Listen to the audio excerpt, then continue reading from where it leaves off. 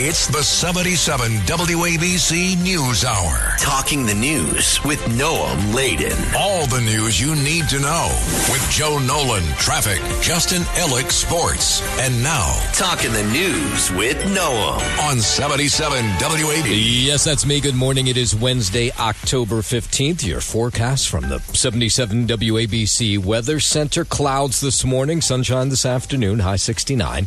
Tonight and overnight clear, low 48. And then Thursday, mostly sunny, high 63. If you are walking out the door with us right now, 55 and clear in Muncie up in Rockland County, 57 clear in Hamilton over in New Jersey, and it's 56 and clear right outside our Midtown studios. This is the Top 5 at 5. Mayor Adams is ready to endorse one of the men who wants to be mayor. Air traffic controllers say working with no paycheck is extremely stressful. A wild scene outside a department store in New Jersey. The MTA celebrates a major milestone, and some Halloween decorations in New Jersey have neighbors howling.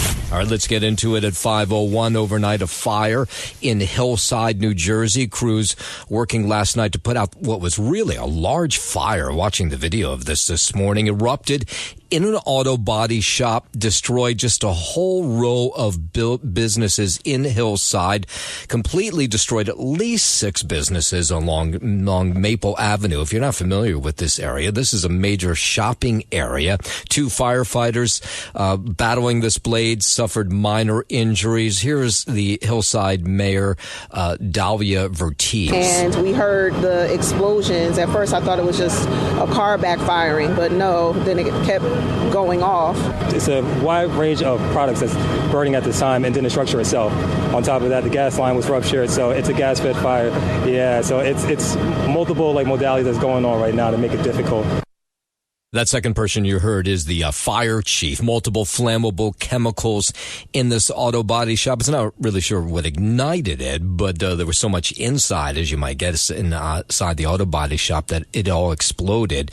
The inferno reached a 6th alarm. They had to bring in firefighters from surrounding communities because it was kind of windy last night, so they had a really hard time containing this. I think the sticker shock for the community is that one of our main hubs is going to look completely different in the morning, and then making sure that we are taking care of the displaced families, and that is definitely our priority. Yeah, and at least 31 people displaced, being helped by the Red Cross this morning. It's devastating. It's devastating, but I'm grateful that everybody is safe, because material stuff can be replaced, but your life is not, can't. You're right about that. No word what ignited this massive blaze. Of course, as more details come in about it, we will pass them on to you. LaGuardia, JFK, Newark, and Westchester airports say they won't play a new video from Homeland Security Secretary Kristi Noem on airport property. The Port Authority says the video violates its policy on politically partisan messages within their facilities. Noem places the blame for the government shutdown on Democrats in the video and says because of them, TSA employees are working without pay.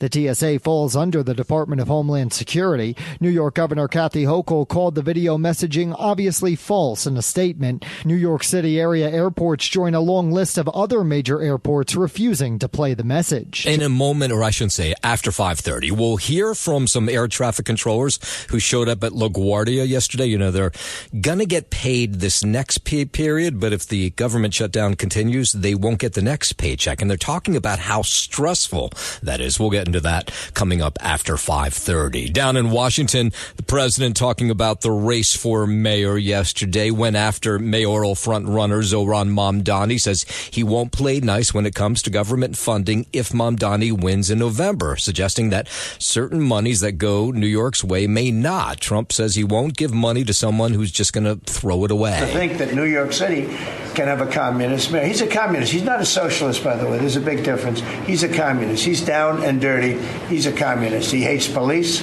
He wants to get rid of all police. I mean, President making these comments at the White House went on to say he thinks Mamdani hates Jewish people. He says he's always been generous to New York, even when Democrats have been in charge. But he says that won't be the case if Mamdani takes office. I wouldn't be generous to a communist, a guy that's going to take the money and throw it out the window, because you're talking about hundreds of billions of dollars And we're not going to let somebody get into office and squander the taxpayer money from this country. But he readily admitted to reporters yesterday that Mamdani will likely win. And he says part of the problem is that Mamdani's competition, he says, has not been very good. But if somebody's going to be a communist mayor of New York, it's a fluke if he gets in.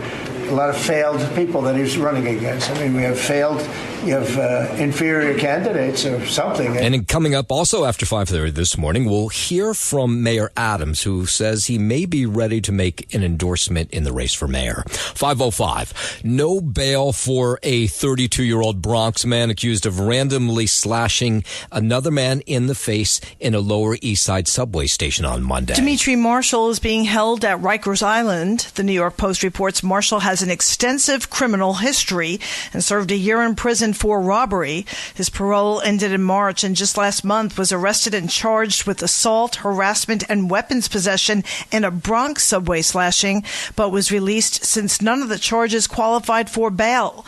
Meantime, the victim in this latest slashing required 7 stitches across his lip and nose and says he doesn't know why the justice system let him go free last time, as he could have been killed.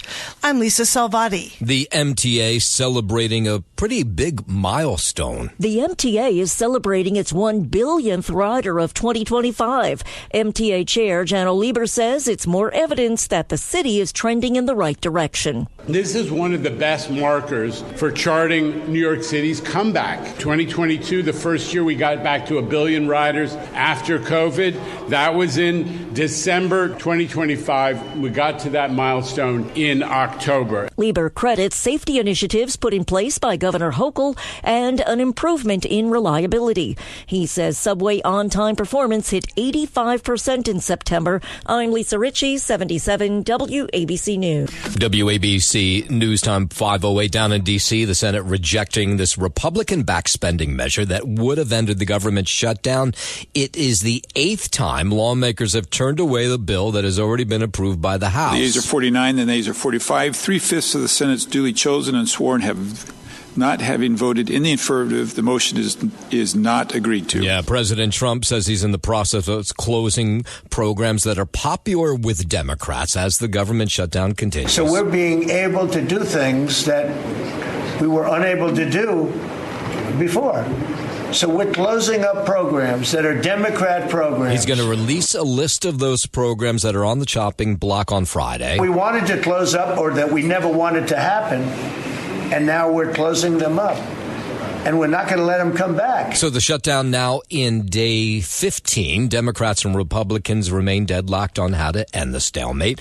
Republican Congressman Kevin Kiley, he's blasting House Speaker Mike Johnson's decision to shut down the House of Representatives. Work's still going on in the Senate, but not in the House. Senate has been in session, for example, and these are weeks that we were supposed to be in session, irrespective of a government shutdown. That's a great question. Why aren't they working? Kiley says there were several oversight hearings scheduled in the including the Attorney General coming into the Judiciary Committee, appropriation bills, a farm bill, none of that being hashed out. It creates space for those sort of conversations to happen in a bipartisan way. And unfortunately, that isn't able to happen now. And by the way, they're still getting paid, right? Members of Congress still get paid during a shutdown. But even if the 7-week continuing resolution passed, are going to come due very soon.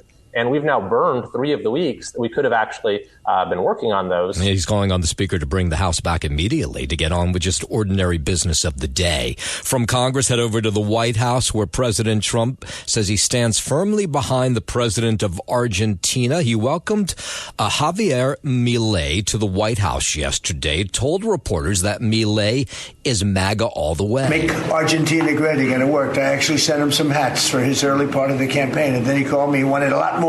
And their meeting comes as Argentina deals with some serious financial distress, upcoming elections that could thwart Milei's plans for economic reform. He's MAGA all the way. It's make Argentina great again. Your poll numbers, I hear, are pretty good, but I think they'll be better after this.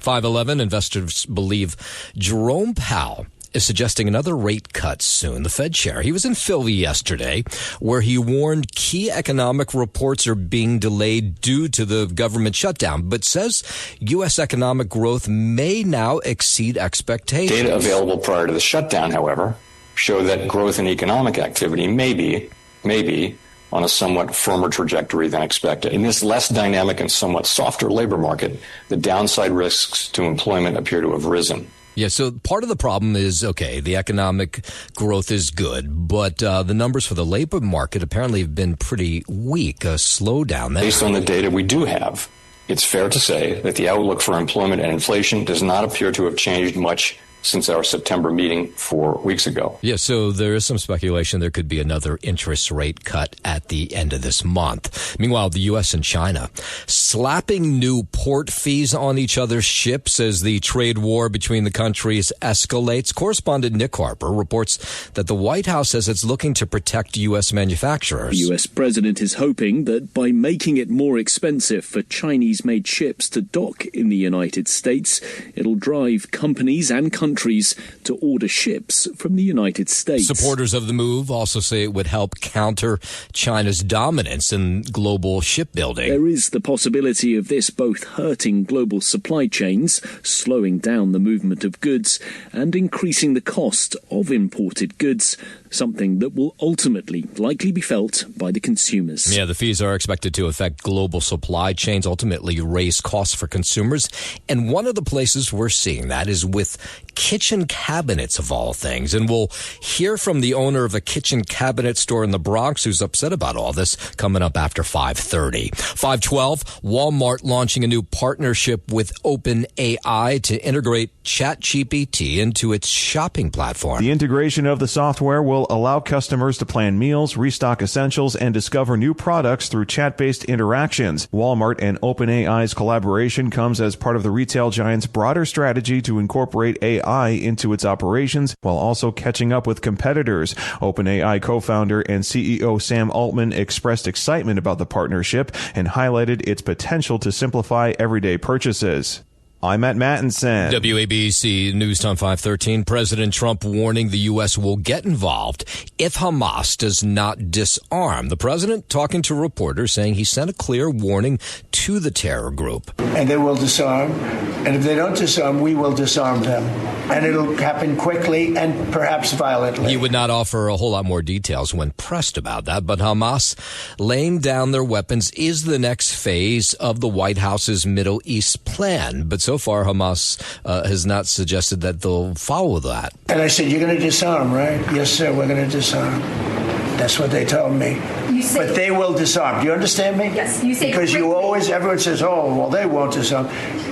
They will disarm. Reports say Hamas has not agreed to disarm. Meanwhile, more aid is beginning to flow into Gaza now that President Trump's peace deal has been signed, but it's unclear what happens next under the agreement with this argument over disarming. Israeli Deputy Foreign Minister, his name is Sharon Haskel, thinks establishing an administration to run Gaza should be the short-term focus right now. Trump's really talking about effective step to create peace, coexistence, and stability between Israelis and Palestinians. He talks about education. He talks about the economy. He talks about security. This is the conversation we should have had in the last 2 years. And I'm really pleased to hear now that he's got everybody on board for that. Yeah, of course, they got a lot more way to go within this peace process in Gaza. Multiple media outlets back here in the U.S. are refusing to agree to the Pentagon's new press policies. The Pentagon gave outlets until the end of Tuesday to sign on to the new policies that outline rules that could lead to journalists being deemed security risks and having their access taken away. NBC News, CBS News, and ABC News, along with Fox News and CNN, issued a joint statement against the new policies. They said the new requirements would restrict journalists' ability to keep the nation and the world informed of important national security issues. One American News is the only outlet that has said it would agree to the Pentagon's new press policies. I'm Mark Mayfield. Some young Republicans in a heap of trouble for what was written in a group chat among them. We'll get into that story in just a moment. But first, 5:15, let's head over to the 77 WABC Sports Desk. Good morning, Justin Ella. Good morning to you, Noam Layden.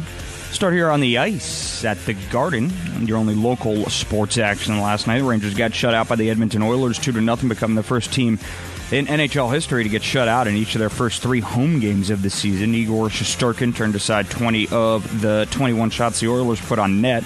with the only goal he allowed coming midway through the second period. New York had their opportunities, including consecutive power plays that included 12 seconds of 5-on-3 time, but to no avail. Up next for the Rangers, they'll visit the Toronto Maple Leafs tomorrow night. Head to the Diamond here. Your final from Milwaukee. Dodgers beating up on the Brewers again, 5-1 in NLCS Game 2. They jump out to a 2-0 series lead there. Game 3 set for tomorrow night as the series moves to Los Angeles. And tonight, the ALCS will get back going here. Game 3 between the Blue Jays and the Mariners. This is out in Seattle. It's an 8:08 p.m. first pitch, and Mariners, of course, leading that series currently 2-0.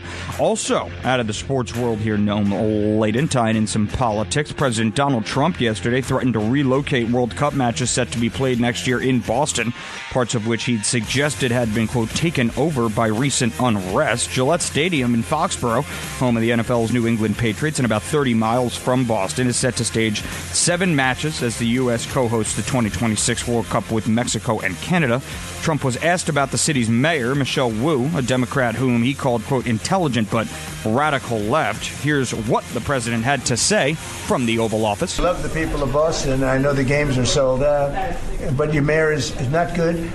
The answer is yes. If somebody is doing a bad job, and if I feel there's unsafe conditions, I would call Johnny, the head of FIFA, who's phenomenal, and I would say, let's move it to another location. And he would do that. Yeah, apparently the president claims he would. The head of FIFA there would reluctantly make that move. Obviously, Trump can't make these decisions on his own.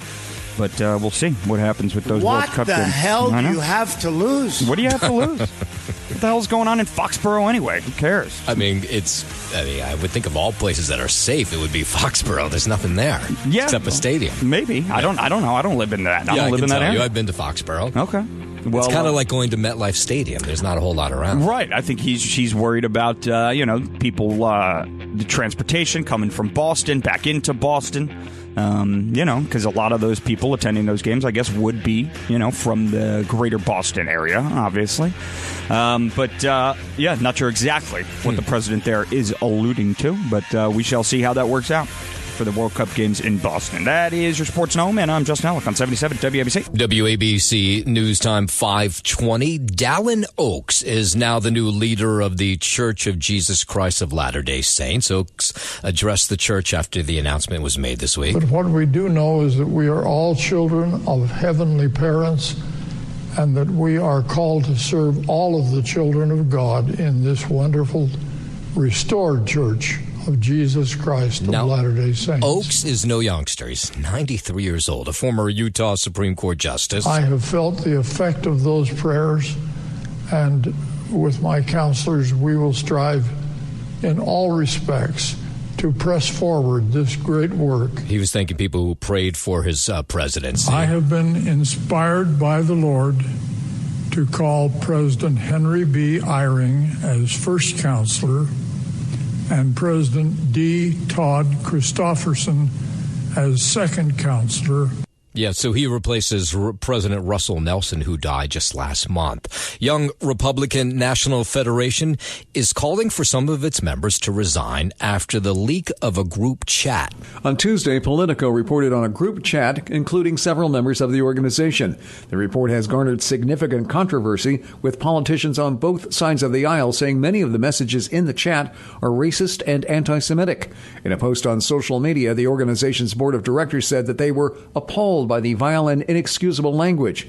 The post went on to say that anyone in the chat who holds positions in the young Republican organizations must resign.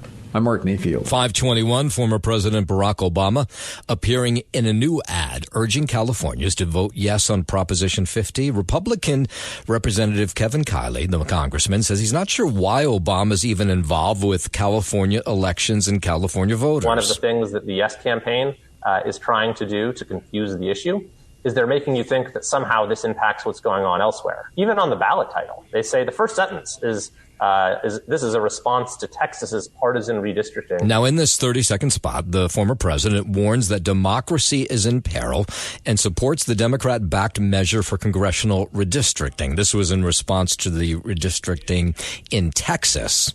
California, the whole nation is counting on you. Yeah, okay, so that ad will run up until November 4th, which is the special election. In Oklahoma, the fifth and largest excavation at the Oak Lawn Cemetery there is underway as field experts once again search for possible victims of the 1921 Tulsa Race Massacre. That's when they went into what was called the Black Wall Street at the time, this wealthy black community, and just burned down the entire neighborhood. Well, there were people who did not survive that. 39 people were killed on that day, and they haven't found all of their plots, so they're looking for the burial plots now. The latest report from the Oklahoma Archaeological Survey gave us very detailed information as to what we believe we have left at Oak Lawn Cemetery. So we got a good feel for we know what's still out there and the work out in front of us. Respectively closing one chapter of the story of the Tulsa Race Massacre as we begin to open a new one. Yeah, so the work this week is involving removing the soil above where some of these caskets are believed to be buried. 523, the Supreme Court has dealt a legal blow to conservative media personality Alex Jones. The Supreme Court is turning down an attempt by Jones to block a $1.5 billion defamation judgment against him. The conspiracy theorist was hit with the massive judgment over his false claims that the 2012 Sandy Hook school shooting was a hoax. The parents of the child victim secured the judgment. The court made no comment when rejecting the appeal of the state court ruling. I'm Michael Kastner. From D.C., we head up to Pennsylvania, where the governor there, Josh Shapiro, thanking prosecutors after the man accused of setting a fire inside his home pled guilty yesterday. They've demonstrated great care, concern, and professionalism.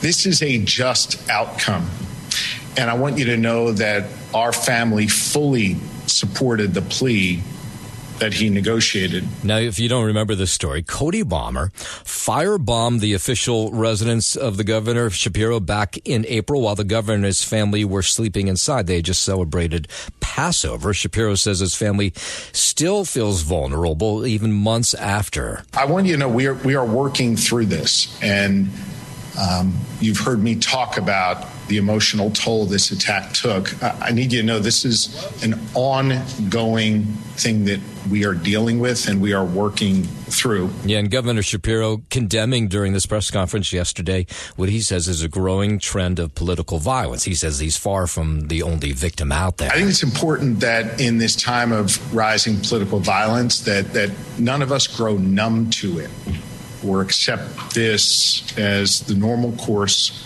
of doing business for elected officials. We remain focused and committed to doing our work on behalf of the good people of Pennsylvania.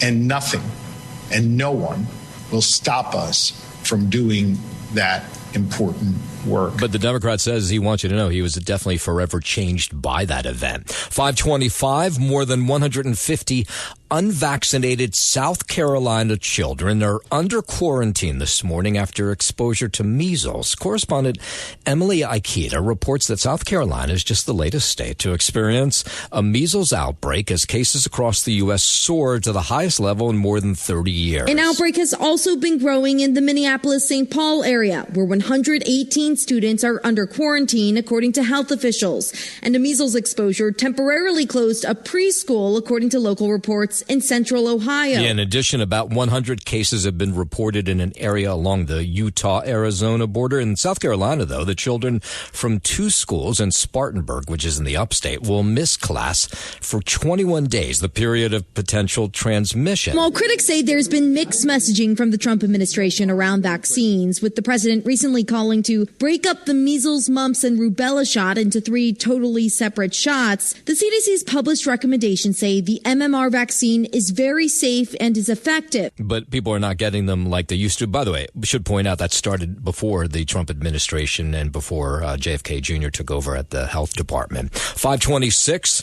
yesterday the White House honoring Charlie Kirk's life and legacy on what would have been his 32nd birthday. Charles James Kirk was a visionary and one of the greatest figures of his generation. He was truly an amazing figure. The president called Kirk a fearless warrior. In everything he did, he put America first. He really put America first. And ultimately, Charlie became more than a leader of an important organization. He became the leader of historic movements all over the country. His widow, Erica Kirk, she was there yesterday for the honor, talking about her late husband. His name, Charles, literally means free man. And that's exactly who my husband was. He was a free man. And he used to say, freedom is the ability to do what is right without fear. And that's how he lived. And he got posthumously, Kirk, the Medal of Freedom from the president yesterday. It's the 77 WABC News Hour. Talking the news with Noam Laden. All the news you need to know with Joe Nolan, traffic, Justin Ellick, sports. And now, Talking the News with Noam on 77 WABC. Yes, that's me. Good morning. It is Wednesday, October 15th. Your forecast from the 77 WABC Weather Center. Clouds this morning, sunshine this afternoon, high 69. Tonight and overnight, clear, low 40. And then Thursday, mostly sunny, high 63. If you are walking out the door with us right now, so happy you are. 55 clear in Muncie, up in Rockland County. 57 and clear in Hamilton, over in New Jersey. And it's 56 and clear right outside our Midtown studios. WABC News Time 5:39. Let's go out to the campaign for mayor. Busy day of campaigning for the three men who want to become the next mayor of New York City. Governor Hochul shared the stage yesterday for the first time with Zohran Mamdani. You'll remember she endorsed him a couple weeks back, but there she was. They were both on stage together. She praised him for his signature issue in the mayoral campaign, which is affordability. As I've said, I've had major differences with the candidate, Zohran Mamdani, on many issues, but I believe he's touched a nerve. He's created an energy. Former Governor Andrew Cuomo suggested that Governor Hochul is only backing Mamdani because she fears the left-wing politicians. Of course, she's running for governor next year, re-election. Republican Curtis Sliwa insisted Tuesday that Cuomo's campaign lacks momentum. So there was all kinds of accusations flying back and forth on the campaign trail yesterday. They are formidable, and they are frightening to Democrats in a primary. Zohran was Sliwa, because Andrew Cuomo failed the first time, and he'll fail again. Yeah, Curtis pointing out that Cuomo already lost to Mamdani in the primary, so it makes more sense for him to be one-on-one with Mamdani come November. Mayor Adams reportedly planning to use his clout as the 110th mayor of New York to help pick his successor. And it definitely won't be Zohran Mamdani. He made that clear yesterday, and it's hard to imagine that it would be a Republican in Curtis Sliwa. So you would think it would be Cuomo. Here he was yesterday, both Adams and Cuomo, talking about Adams' endorsement. So I'm clear that there's one major obstacle we have, and that's Zohran. Obviously, you want as much support as you can gather. That second person, obviously, Andrew Cuomo, who's running as an independent, says he hasn't spoken to Adams about an endorsement, but indicated, of course, that he would welcome it. Meanwhile, Curtis Sliwa dismissed any possible Adams endorsement of Cuomo. Both were corrupt. I could easily see them endorsing one another. And then you had the president weighing in again on the mayoral election, had a lot to say, saying that he would withhold money from New York City if the communist, as he calls Zohran Mamdani, wins in November. Here he was yesterday at the White House. I wouldn't be generous to a communist. We're not going to let somebody get into office and squander the taxpayer money from this country. Mamdani firing back against that yesterday. He knows that unlike him, I won't just campaign on a message of affordability. I'll actually deliver it. We will continue to receive funding from the federal government, and it's not because of President Trump's generosity. That's because it is the law. Yeah, each day gets a little more interesting on this campaign trail. 542. Members of the Air Traffic Controllers Union, other aviation professionals, were out at LaGuardia Airport yesterday hoping to educate the public about the consequences of this government shutdown. Air traffic controllers are considered essential government workers and must report to work whether or not they get paid. But like so many other Americans, some air traffic controllers live paycheck to paycheck, and they say they can't do without one. If it goes on like it did the last time where it's 35 days, then that's going to add some real stress to my family. Now, having kids and bigger household, it is going to weigh on us if we have to go without a paycheck. Yeah, and that's already an incredibly stressful job. Air traffic controllers expected to receive partial paychecks this week, but in 2 weeks their pay would be completely suspended if this thing keeps going on. So they're handing out flyers to people at the airport telling them, this is stressful for us. Call your lawmakers and try to get them to settle this thing. They have to stop acting like second graders and come to a compromise. The staffing is the real question, I guess, whether people continue to show up when they're not being paid. Air traffic controllers are there for a reason. It's public safety. Yeah, those were some flyers at the airport yesterday saying this all worries them. Air traffic controllers already face a nationwide shortage of about 3,800 workers, with many of those on the job already working 10-hour days and 6-day weeks. So they want to get paid like everybody else. That is already taxing enough. Now throw in these other complications of when are you going to get a paycheck, then that's just going to exacerbate the stress. Okay, now while air traffic controllers will receive a paycheck this week, TSA workers who are also at the airport, they will not receive a paycheck until the government figures this whole shutdown thing out. And while we're talking about the airports, LaGuardia, JFK, Newark, and Westchester airports refusing to play a video message from Homeland Security Secretary Kristi Noem in airports, which she blames Democrats for the federal government shutdown and its impact on TSA operations because of its political content. The Port Authority concluded the video message violates its long-standing policies preventing politically partisan messages being played at the airport. Now, here's what Kristi Noem says in this message. Hi, I'm Kristi Noem, the United States Secretary of Homeland Security. Democrats in Congress refuse to fund the federal government, and because of this, many of our operations are impacted, and most of our TSA employees are working without pay. So you won't see that message in the tri-state area airports. One of the people who stopped it from happening, Westchester County Executive Ken Jennings, said it will not play at Westchester County Airport. The PSA politicizes the impact of the federal government shutdown on TSA operations, and the tone was unnecessarily alarmist. At a time where we should be focused on ensuring stability, collaboration, and preparedness, this type of messaging only distracts from the real issues and undermines public trust. Now, just not the tri-state airports. A bunch of others have said they won't play this as well. One's in Vegas, Charlotte, Atlanta, Phoenix, Seattle, and a bunch more. All right, 5:45. Let's head over to the 77 WABC Sports Desk, and here's Justin Ella. Thank you, Noam Laden. Start on the ice at the Garden. Rangers got shut out by the Edmonton Oilers 2-0, becoming the first team in NHL history to get shut out in each of their first 3 home games of the season. Igor Shesterkin turned aside 20 of the 21 shots the Oilers put on net, with the only goal he allowed coming midway through the second period. They had their opportunities, the Rangers, including consecutive power plays that included 12 seconds of 5-on-3 time. Couldn't get one between the pipes there. Up next for the Rangers, they'll visit the Toronto Maple Leafs come tomorrow night. Head to the Diamond here in Milwaukee. Dodgers beat the Brewers again 5-1. They lead the NLCS now 2-0. Game 3 set for tomorrow night as the series moves to Los Angeles. And tonight, 8:08 p.m., that's your first pitch out in Seattle between the Blue Jays and the Mariners in ALCS Game 3. Seattle up in that set 2-0 currently. And President Donald Trump yesterday threatened to relocate World Cup matches set to be played next year in Boston, parts of which he suggested had been, quote, taken over by recent unrest. Gillette Stadium in Foxborough, home of the NFL's New England Patriots, and about 30 miles from Boston, is set to stage 7 matches as the U.S. co-hosts the 2026 World Cup with Mexico and Canada.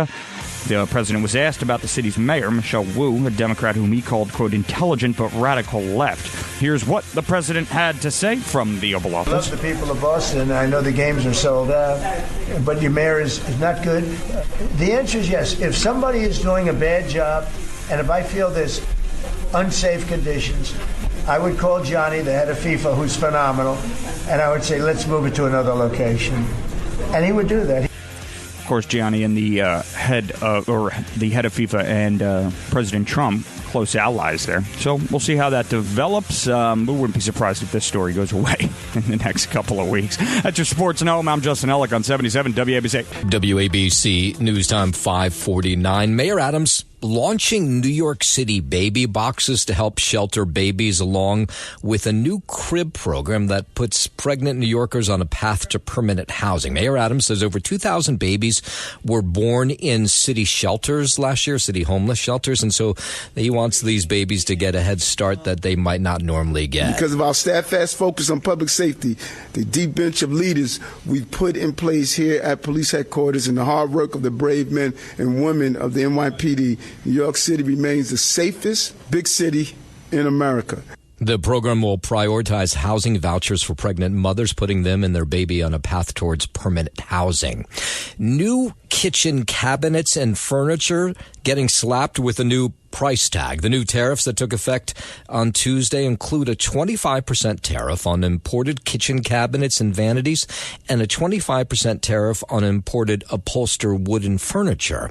Now, businesses are already preparing for the changes. Flamor Mariki, he oversees operations at Mariki Kitchens in the Bronx, and he says this is all very worrisome to him because he imports so much that people buy in New York. I think this time it's going to be like a big kicker as to, okay, it's really expensive. I just got an email blast, 13 to 14%. Now, he does say price increases might not be seen until businesses are forced to restock. So he says he has a decent amount of stock, but he worries about what happens after that. And he also worries that these tariffs and the increases on prices on vanities and things like that will turn away shoppers who don't have to, like, redo their kitchen or bathroom. I'm more conscientious. Do I really need it? That's it. Why? You know, it's like, don't be spending. I don't understand the tariffs anyway. Yeah, so those are the customers, of course, he's worried about. 551, no one likes to stand in a long line, but a dispute at Marshall's in Kearny, New Jersey over the weekend ended in bloodshed. A woman is accused of stabbing another woman in the parking lot of Marshall's after a dispute over the movement of the speed of the checkout line. So police say 25-year-old Amber Thompson allegedly threatened to harm the woman in the checkout line. So that woman said, okay, I don't need to stay around here. So she left and walked into the parking lot. Well, Thompson bought a set of knives in Marshall's, took out the packaging, chased this victim down in the parking lot, and stabbed her several times. Now, thank God this woman's going to be okay. Non-life-threatening injuries. Thompson herself, she was found hiding in the bathroom of Marshall's with the bloody knife right next to her. Shoppers, well, you can be, no doubt, we're completely shocked by this crime. Insanity. I think it's pretty crazy that happened here. And what is this, Kearny Harrison? Yeah, it's just crazy because it never happens around here. No, that stuff doesn't usually happen anywhere. Thompson charged with aggravated assault. A Marshall spokesperson releasing a statement to us saying, we're aware of the incident that occurred in the parking lot outside of our store over the weekend. They say safety, security, paramount to every one of their stores. 552.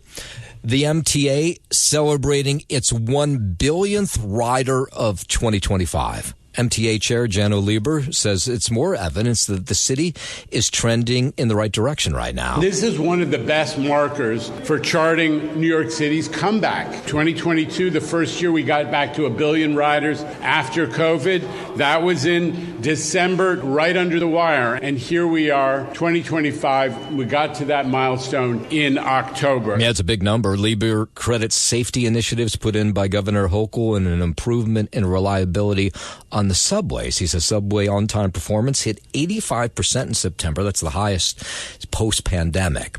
AAA. Maybe you're one of these people. If you're out at this early hour, I bet you've seen this, except for maybe New York City. AAA warning drivers to be aware of an increase in deer activity. The agency says this is especially true during deer mating season, which is from October through December.